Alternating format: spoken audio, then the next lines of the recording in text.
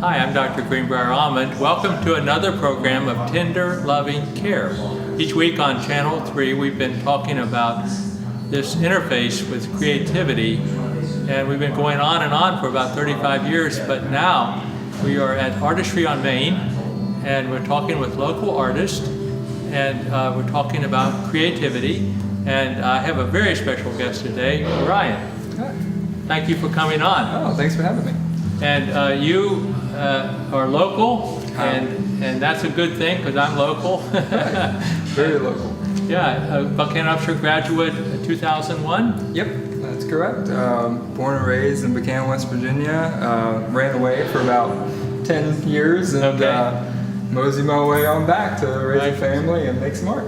Well, you know, I asked my children who grew up here and now they've moved away, but I hope they move back someday. But I said, did we do the right thing to raise you in Buchanan? They said, yes. He said, we were grounded. Yeah. And we have a home, you know. Yeah, there was no other place I could think of coming back to. That's great. Yeah. And when did you realize, Ryan, that you were a creative person and wanted to follow a creative trend?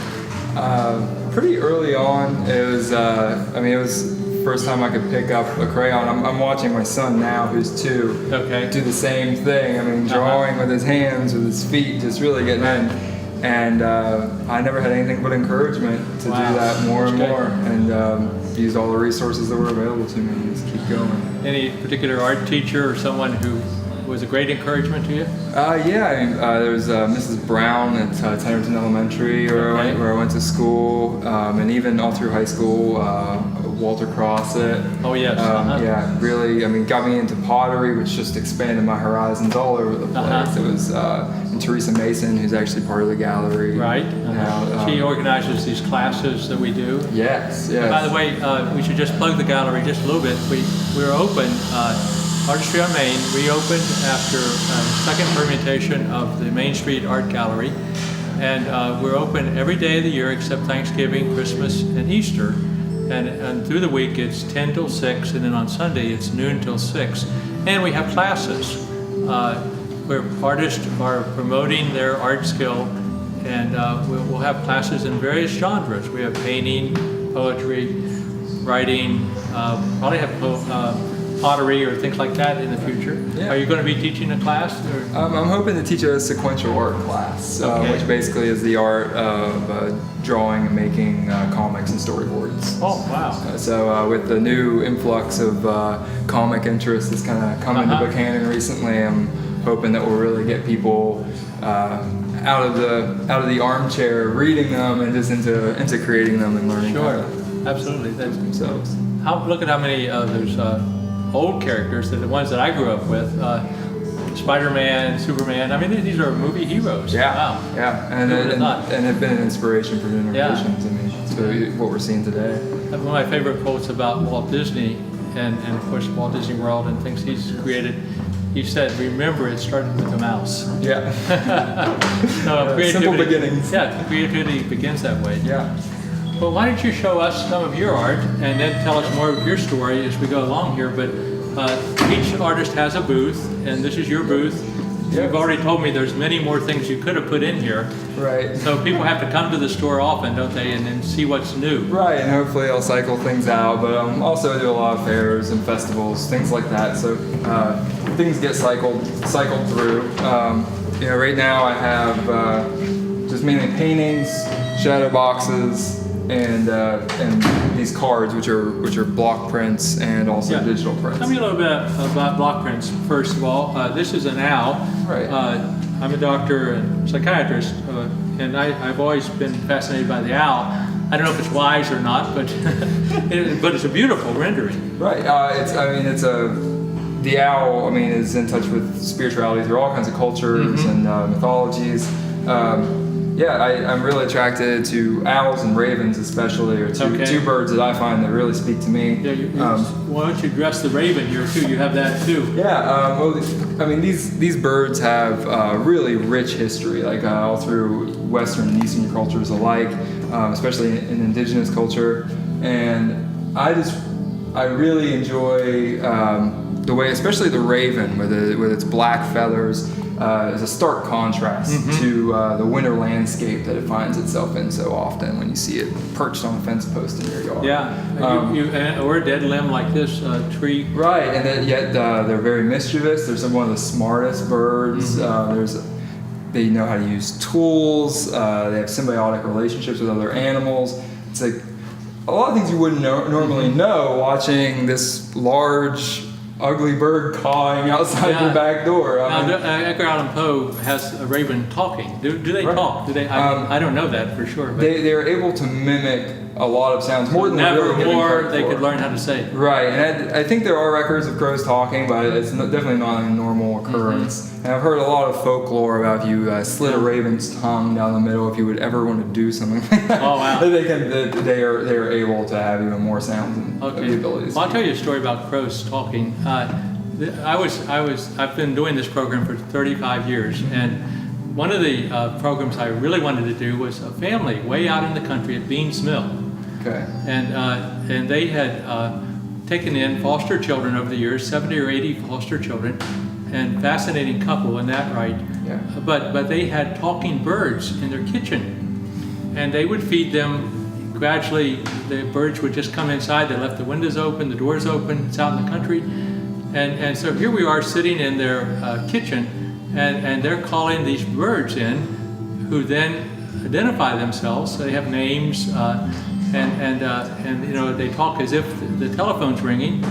Oh, yeah, who's there? You know, like that. Yeah. So it was fascinating to just be there, and it made a great TV program. Oh, I'm sure. But I can attest that blackbirds talk. Oh, wonderful. Yeah, that's and ravens, I guess, do too. Yeah, I've even seen them living in cities. I've watched a crow use a traffic light to time the traffic to crack their walnuts for them. Wow. So I mean, talk about using tools. I mean, that's using us. Yeah, we are the tool in that situation. Well, here's another smart bird story. Then I was up in Pennsylvania a while back, and I was running. I like to run for exercise, and so I ran by this cornfield, and they have a scarecrow out there, and the crows were all over the scarecrow. They were not afraid of it at all.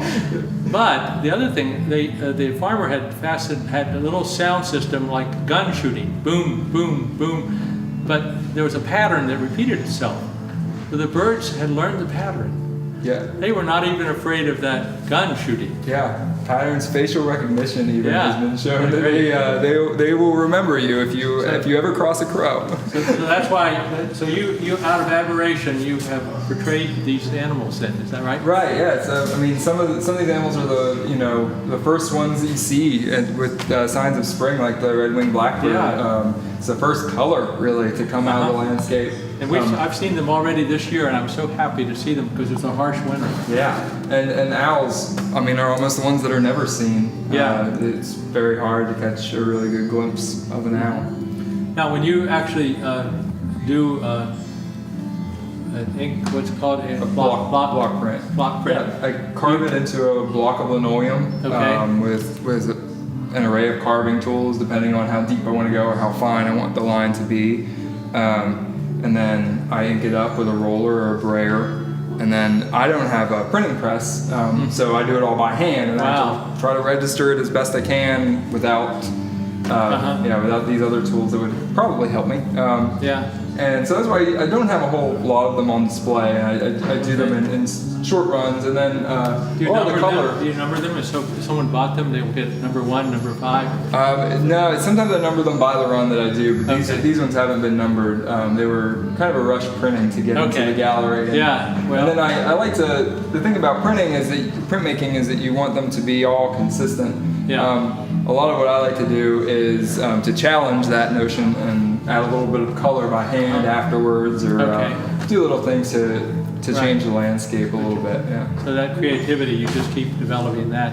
Right. I don't necessarily want to get too rigid in my in my practices. Right. Well, let's look here. You brought the shadow box to my attention before the program, and I like the idea of shadow box. because to me it's a way to preserve history. Yes. It's more than you can, I think, in any other way if you have a special room or a special person. Right. What do you have here? Well, this is my great grandmother. Her name was Minnie Ashbrook, and she lived a really long, full life. She lived to be 104. Wow. And died a few years ago. And I inherited a wealth of photographs. She took photographs her whole life. Of seemingly everyone and everything that she came into contact with, and she had to have her own darkroom or something back then. Well, no, there were a lot of Polaroids. Polaroids, wow. with the wonderful pleated edges and things like that. And so many Polaroids from everything from the furnace repairman at her front door to cows standing in the field in a beautiful black and white, like perfect rendering, of this scene. That I don't think she even meant to be artistic, but came out in this creative way. There are a lot of people, even when I got these photographs, my family went through and was like, oh, these ones are all of relatives, so we'll keep them, we'll document them. Mm-hmm. And I got a box of randoms, labeled Blue Cat 1956, just randomly assorted. But to me, they were very beautiful, and some of them are really striking. I've found some of the same people over the span of years in them, and what I try to do is put them into a setting and surround them with objects that both mean something to me. Yeah. Describe what you want to say about your grandmother here then. Well, so I took her in 3 poses. This is when she was a schoolgirl in 1926. My goodness. Right, and so... Oh, you're a tall person. She was a tall person. Yes. It looks like. Yeah, she was very tall. So was her teacher. And so, these ones are a little bit later in her life. I believe that was 1952, if I'm not mistaken. So some of it's a little morbid. I even have these 2 vertebrae paired with the picture of her with a dog and a cat. In a way to connect it to these animals. These are vertebrae that I have found and collected. Oh, okay. But like someone might have a pet, and they might have a pet graveyard or something like that. Exactly. So bringing it a little close to home, maybe trying to really ground in that idea of this life. And a lot of these things are. The creativity in me is coming out a little bit. Maybe I'm overreading it. But we all have to have backbone and character. Right. And we develop it through experience. Yeah. And maybe by that point your grandmother's had life experiences and is getting her character developed. Yeah, that was she was definitely a character. Everything that I've heard about her through my family, and I obviously didn't get to know her very well. Yeah. But none of these characters are people that I know extremely well. So that's the challenge and the beauty in it for me, is being able to imagine their life, and to put something in their life that maybe wasn't there, or maybe I've gotten lucky and I've described them to a T and put them in the perfect box. But if someone's watching this program and they want Orion to come or they want to come to your studio and they want you to create something that someone they know and love, you'll have to get to know that person a little bit, won't you? And then you would develop something in concert with them. Right. Or I rely on the person that has that connection. One of the consignments that I'm hopefully going to work on in the near future is a dear friend of mine's grandfather passed and left a first aid kit full of flies for fly fishing. Okay. And so I've worked with him talked a little bit about the idea of creating a box with this open tin, branches and these flies, maybe some tangled in the branches, some pictures of his grandfather around, some actual moss in the box, and to really create a scene that these could live in, where you can commemorate it, and it's also a piece of art. Where it's not just going in a photo album that you might look through every few years, but rather something that you can display. It's on the wall to be looked at and respected forever. Exactly, and this is shadow boxes are used in other cultures, especially in Mexico. It's a lot for altars and to commemorate the dead, but also they're great for commemorating even events, births, or even just people that are still with you in a big part of your life. Now here's a key. We're talking about a lock. is that to open something, or is that? Well, the key is tucked up in there. Oh, I see up there. Yes. You don't necessarily see it right away, okay. right? Yeah. And so that's a little bit, you know. I mean, these here's my great grandmother through these generations, and this key is in the middle of a spiral. It's just a comment on life, you know, of the spiral and the circles that we're all in life. Sure. And one door closes, one door opens. Right, and just unlocking the potential of life. Yeah. Okay. Yeah. Right. Just like you are a combination of the people that came before you, right. Your grandmother. Yeah, and I can't help but feel that. I mean, with every photograph that finds its way into a box, it's just by the end, the wondering of who this person was is replaced by this knowing of the person. Okay, absolutely. Yeah, very good. I like that. I like that a lot. And even if someone didn't know your grandmother, but they knew they were redecorating an old house, say, and they knew that would fit, it would be appropriate, wouldn't it? It's completely appropriate, and it's to me that's what a lot of it is. I mean, everyone asks, who are these people? And it's like, they're whoever you need them to be. Right. Okay. And I think that's so much of life is you take what you need and you make it what you need it to be for you at that moment. Very good. Well, here you do different styles. Obviously, you're a very interesting man. Tell me about the strawberry. This is your. We just had our strawberry festival. Right. We had 73 of these. Yeah. This is to be honest, this is my cheap grab at Strawberry Festival coming in. I had a day in the studio right before Strawberry Festival and said, I need a strawberry in my booth somewhere. And, why not? I found its way. I'm sure every artist has done something like that to pay the rent. Yep, that's what you gotta do. Well, it's fascinating. It's a mouse or something. Right, it's a mouse on a bicycle. I'm a cyclist myself, so and have hauled many a large things on many bicycles across the United States. So is that chocolate covered strawberry? No, they have helmets on, so they make it. Oh, of course, safety conscious. Okay. It's a play on I also like to do comics and sequential art. Oh, okay. And I had created a character that was a stork riding with an egg in a trailer, much like with a helmet on. So it was an easy play on that. You know, during this year when the kids were out, and Dr. Reed and other people, Dr. Mitchell and other people usually have a bicycle in the parade, and a lot of kids do. They should have had umbrellas this year for the youth parade because it really rained cats and dogs. Yeah, I know. I was there, and I've done the parade in the past as well. I'm also a performance artist. I do circus performance. Oh, okay. So I've been in the parade with a small circus troupe in the past. And sometimes I remember a few years ago wishing for a small shower in the middle of that parade with the heat. Yeah, too hot. Yeah. Well, that's great. Well, I'll tell you one story about my romantic life. I was not entirely in love with my wife, but I wanted her to come to the Strawberry Festival. Mm-hmm. We lived in Charleston at that time, and so I asked her to come spend the day and go to the Strawberry Festival parade. Well, we had the most wonderful rainstorm, and we had our umbrella, and I could stand close. Right? Yeah, it's perfect. It was perfect. Okay, well let's look at some more. You're a very creative person, right? What do we have here? Well, this is technically a portrait of my partner, Radio Arrowroot, and mother of my child. Very very important part. She's found herself into a lot of my artwork over the years. Oh, okay. Mainly, because I don't have a whole lot of other redheads to pose for me. Yeah. And so this is kind of a take. I mean, obviously I have tattoos.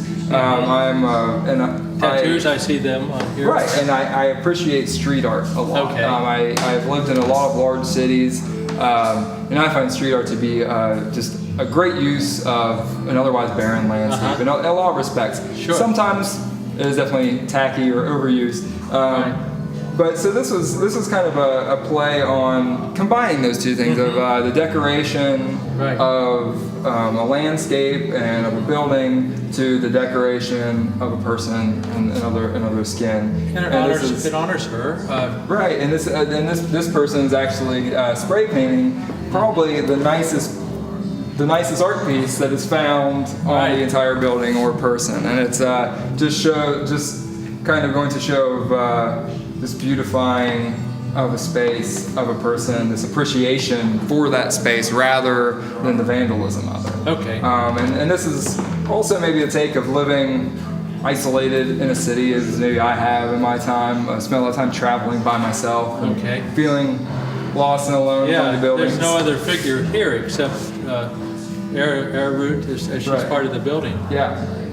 Well, now, let's give us an identification so people can contact you. Yeah. But I see your name, Root, has come into your logo name too. Yes. But how's the best if someone wants to, besides coming to Artistry on Main to buy these art objects, they want to talk to you about art. How can they reach you? Well, I can be reached through my website, which I have through WordPress.com. So my website and my business name is Craftia. It is not used anywhere else. So a quick Google of Craftia, Ocraftia. That's quite an accomplishment to come up with a new word. It was creative. Right. That's all it took was a little bit of creativity. And then so it's ocraftia.wordpress.com is my website for the time being. Okay. Until I want to put a little more effort into it. Maybe. Don't give up the Craftia part. No, never. And so that has I try to keep updated on pictures of work that it's in progress or things that I'm doing are always posted on there. And also just really coming into the gallery is one of the best ways to get in touch with most of the artists that are in here because we have our contact list here in the gallery with our phone numbers and email addresses. So you can come in and talking to the person at the desk and just saying, I really like this artist stuff. Do they have anything else? Do they do consignment? And the person behind the desk will most likely be, I don't know, let's call them. Right, that's and it's even in the age of the internet, sometimes it's just nice to get a letter or a phone call. Absolutely. And, even in the comics I make, I always put my physical address because I never know I'm going to make a new pen pal. Okay. That's a good idea. Yeah. Well, let me ask you. You're a young man. Do you feel supported by the Buchanan community as far as arts go? Yes, I feel, when I lived here before, I was a teenager, as most teenagers do. I was in a doom and gloom kind of a mentality. Here. Right, just so ready to leave. Didn't feel like Buchanan had anything to offer me. But coming back, I realized that really it was the youth community that really didn't have anywhere to go, didn't have much to do, and stifled itself in a way. And coming back, I feel like we've definitely come back here during a renaissance a little bit. Main Street's coming back to life. I mean, I grew up in the 80s, so Main Street was really suffering during that time. And now I feel like there's this new renaissance and having this gallery come to life. And really, I mean, as me and my partner came in here in our 20s, early 20s, and to be like, oh, we're gonna raise a family and do these things. People leaped on us and were just like, oh, you want to plug in? Here. Wow. And the resources have rained down. I have a warehouse in town, my own studio that is I'm able to work out of, free of rent. I have just wonderful opportunities have opened up. We're hoping to open up a venues, an all ages venue space to kind of curb that teenage angst for a lot of the other kids growing up here. Yeah. Things like these. You're close enough to the teenage years that you actually could do something and they will come around you, gravitate to you. Yeah. Right, and it's one of those things of I see it as having lived in a lot of other places. Those resources, whereas there's a lot of resources there, but those resources would not be as readily available to us. They would cost us a lot of time and money. And here, it's the community's really opened up. So people coming in actually to the Artistry on Main is a good beginning. There's a lot of teenagers watching, families watching, and start here and then get in contact with folks like you. Well, we have about 5 minutes to pick out something else to talk about. You're so creative. I mean, you even have different concepts going here. why don't you share something else or where you think your art's going? Well, it's hard to tell where it's going in particular. This is probably my favorite shadow box right now. Okay. And it's also a music box. Oh. This one as well has a music box mechanism in the bottom of it, and it's something that I've been finding a lot of them, and I love the interactive nature of it. And so, old-fashioned song. I mean, is it a? Well, this one plays very slowly. I was really surprised. The song is almost unrecognizable. Okay. And it gives it a little bit of a creepy nature to it, actually. Slowed down in the minor key, but really some of the objects I use, I used to do metal smithing, so I have some riveted pieces of copper that are in there, Scrabble piece from my own old Scrabble set. These things are really... the box is actually from my son's toy. It's magnetic letters that he plays with all the time. So that's a really fun thing for me as I've collected all of these objects over years of traveling and exploring, and they're all finding their home now. And so sometimes some of these boxes, as much as I hate to put the price tag on the back and ship it off with somebody, it's also really nice to see it getting out into the world. Now, you also, and your comment has alluded to this, and I've heard this from other artists. You keep growing in your medium. You said I did metal work at one time. Then now it's this. So you are exploring how far you can go with your own creativity. Right. It's to me, I never want to stop learning. I never want to stop acquiring skills. Now I'm starting to build my own boxes, and I never wanted to be a woodworker, but you want to make boxes. You're not always going to find them the right size. So it all feeds into it, and creativity works so much in that way. Well, I hope, and I think this will be what happens to us artists, and I'll speak to myself as a writer, and then meeting artists in other venues. We will grow from each other, won't we? By these interactions. I intend to take some of the classes. If you were offering a class, I would be inclined to come. I don't know anything about block printing, but I think that would fascinate me. Yeah, it's a wonderful resource. It keeps the brain in tune, and it keeps more creativity happening. Right. We have to be inspired by each other. Where else will it come from? Right. So Ryan is here at the gallery, Artistry on Main. Come in, look at this exhibit. It will change, and there's an ID here. You can get the Facebook or the online address and then check it out. We're going to be talking with other artists as we go along, and you'll be seeing their work here. But come in, open every day of the year except Thanksgiving, Christmas, and Easter. 10 till 6 throughout the week, 12 till 6 on Sunday. Artists are taking turns at the cash register. It's not something we're good at. I'm not. Retail is not my forte. I don't even know how to operate it. But anyway, we can make change if we have to, and we have been booming. Isn't this amazing? Each month has been better since it's opened. It's been doing wonderful. Yeah. Well, thank you very much, Ryan, for coming in. And look forward to seeing more of you and more art. And special thanks to Channel 3 for this opportunity to come your way each week with our program, Tender Loving Care. Take care.